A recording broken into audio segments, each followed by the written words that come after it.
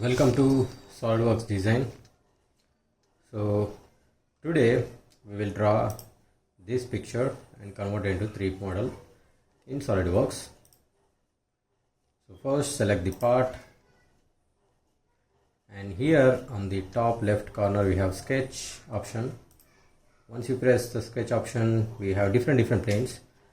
First we draw in 2D plane, so we select front plane. It doesn't matter which plane you select, but generally we select front plane. And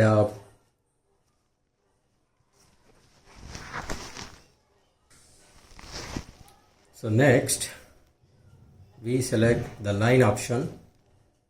In the line option we have different for center line and midpoint line that we will learn later depending upon the application. First we will select a continuous line.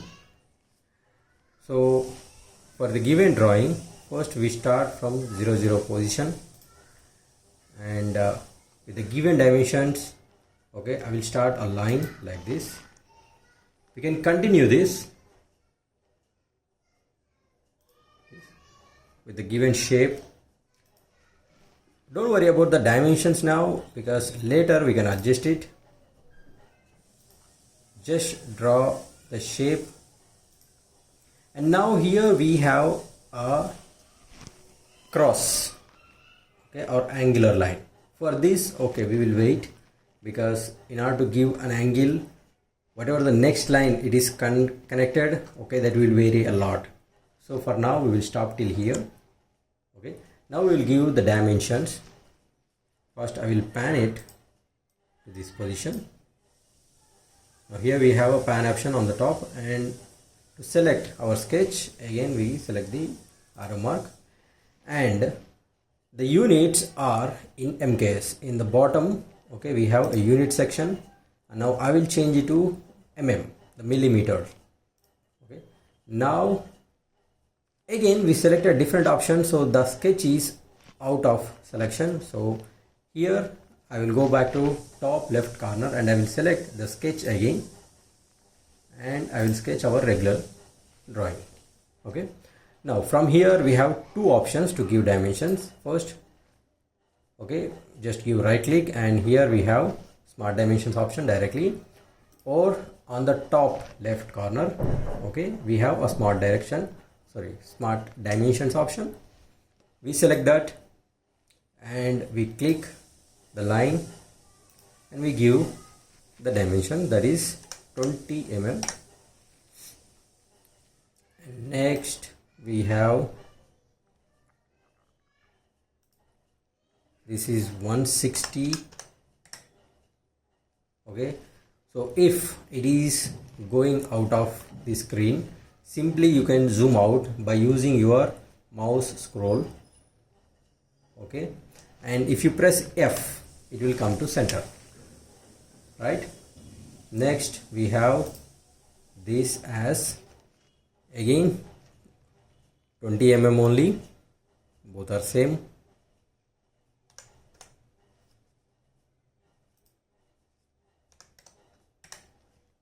But we don't want this inside, we want this outside. So just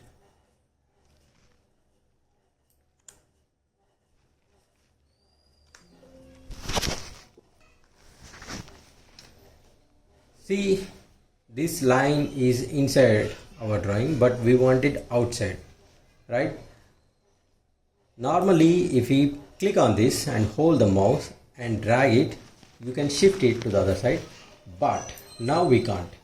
Why? Because we have given the dimensions for this line, so we can't change it.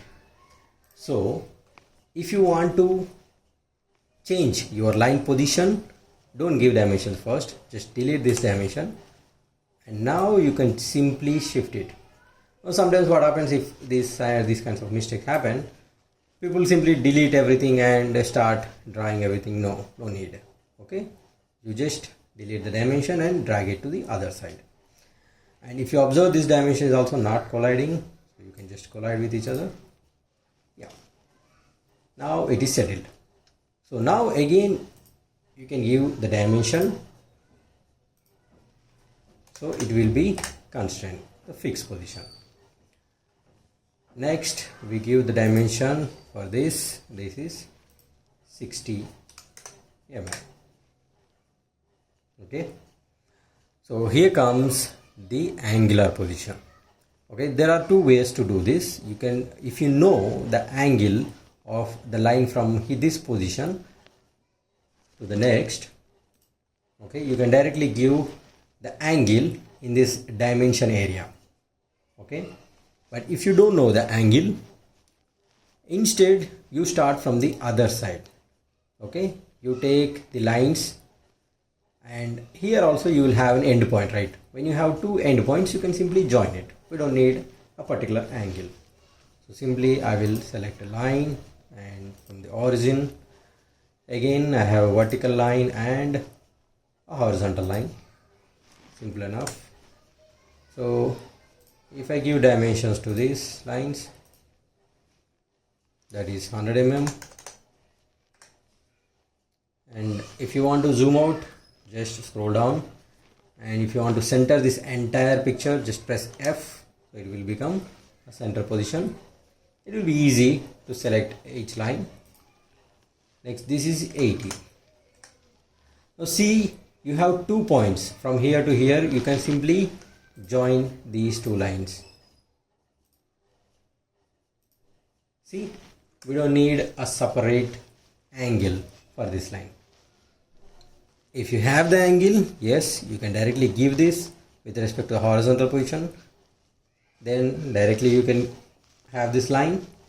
If not, yeah, you just draw from the other end and you will have 2 points, so you can simply join it. Next, we have two circles inside this position.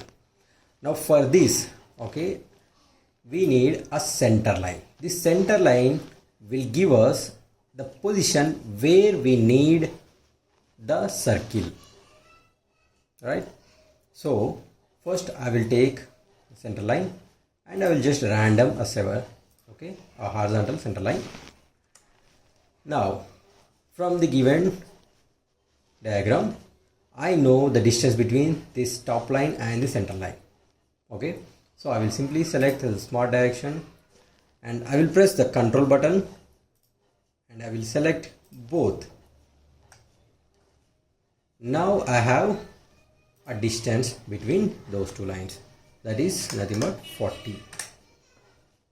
See, the center line is automatically adjusted. Next, I want a circle at a 40 mm from this position.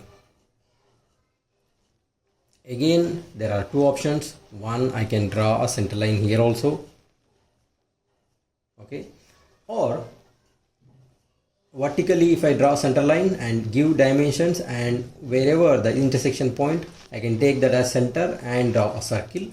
Or you can directly select the circle from the top left corner. Here you have a circle.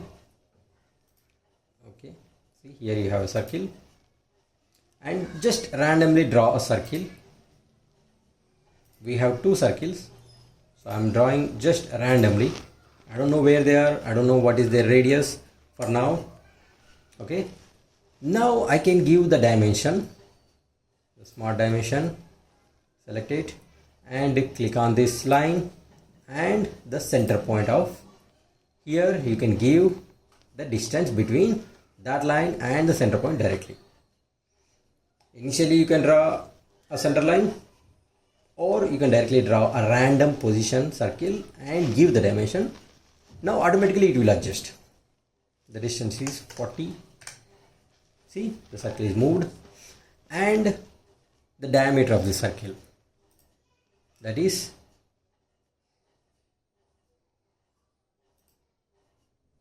25. You can change the position of these dimensions. Just hold on to the mouse button and see, you can increase or decrease its size and vary the position.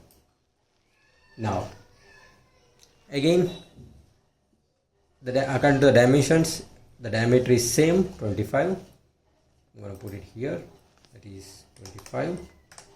I don't need to mention if both are same okay, no need to mention. But there is a specific mention about the center distance between these two circles. If it is hard to pick the point, just zoom in with your mouse scroll button. Don't select the wrong point.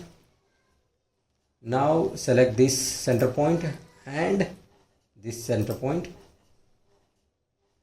The distance is, no need to match, just it look nice if you match it.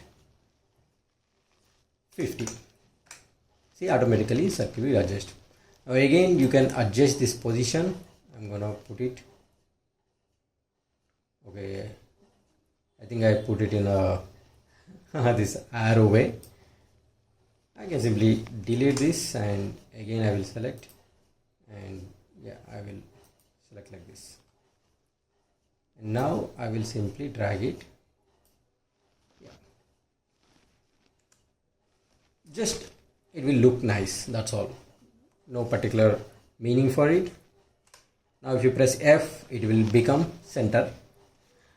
Now everything is done, all dimensions are given, our picture is ready. Now we will shift it to the 3D model.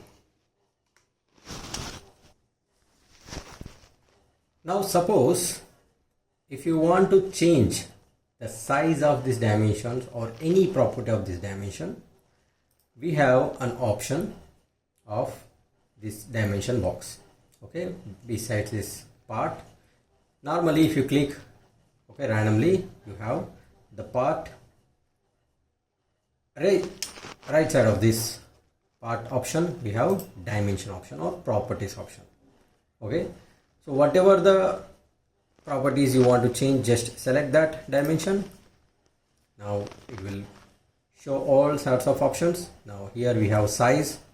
If you have an angle, it will show angle also. Okay, now here we have other. In the other, there is an option called use document font. This is the default font. Suppose if you unclick this and press the font, you can change the shape or style of that font, or you can change the size, giving the points or units. Okay, if you increase this, the size will increase. Okay, like that you can change it. Suppose if you think it looks very small, or it looks too much big and it's disturbing the other points, like here, okay, it's not clearly visible. Suppose you want to change the size like that, yeah, here you can change it. I'll keep as it is, no issues here. And if something is colliding with each other, just change it. Next, after drawing, or I say before drawing itself, before starting itself, it's better to save, right? So we have a file option and we have save to this PC, or you can directly press Ctrl S. Okay, once you save this, okay, you can duplicate it, save as, of course. So I'm simply going to press it and I will save it in SolidWorks, and I will take this as example 1 and I will simply save this. Right, once you save, now you can see, initially you don't see the file option, but here besides this SolidWorks design, if you take your mouse to here, you have all this view option, insert option, all the other. So in this, now we have the save as. Previously we didn't have this, okay, because we are saving for the first time. Now you can save it as one more. Okay, you can make a little changes if you want. If you want to do experiments, yeah, you can save one more, duplicate one more file and do whatever you like.